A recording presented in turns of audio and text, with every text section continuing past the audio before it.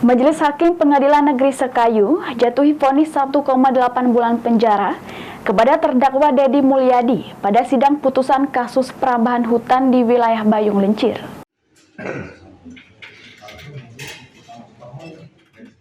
Terdakwa Deddy Mulyadi, warga sekaligus ketua kelompok masyarakat di Bayung Lincir, dijatuhi Majelis Hakim dengan vonis 1 tahun 8 bulan penjara dan denda 3 miliar rupiah dengan subsidi 3 bulan penjara dalam sidang putusan kasus perambahan hutan produksi yang berada di wilayah Bayung Lincir, Musi Banyuasin.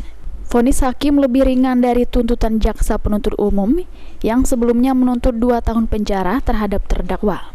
Sidang yang diketuai oleh Christo Evert Nathanael Sitorus tersebut menyatakan bahwa terdakwa Deddy Mulyadi secara sah dan meyakinkan telah melanggar pasal 78 ayat 2, junto pasal 50 ayat 3, huruf A Undang-Undang Republik Indonesia nomor 41 tahun 1999 tentang kehutanan sebagaimana telah diubah dalam pasal 36 ayat 19 Undang-Undang Republik Indonesia nomor 6 tahun 2023 tentang penetapan peraturan pemerintah pengganti Undang-Undang nomor 2 tahun 2022 tentang Cipta Kerja.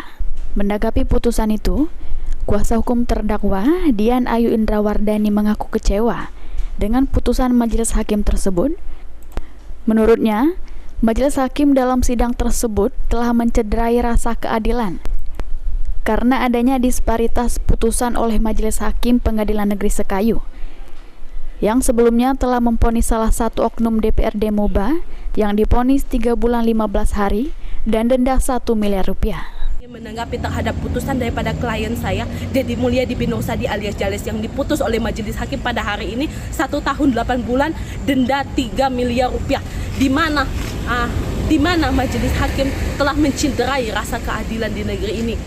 Adanya disparitas putusan hakim terhadap salah satu oknum anggota DPRD Musi Banyuasin dengan masyarakat biasa. Oknum anggota DPRD itu divonis dengan hukuman 3 bulan 15 hari dan denda 1 miliar rupiah. Sedangkan klien saya ini adalah masyarakat biasa, divonis dengan hukuman 1 tahun 8 bulan, denda 3 miliar rupiah. Dan itu sangat-sangat mencederai rasa keadilan bagi kami.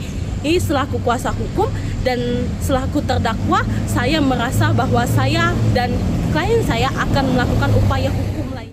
Ruzi Iskandar, PAL TV.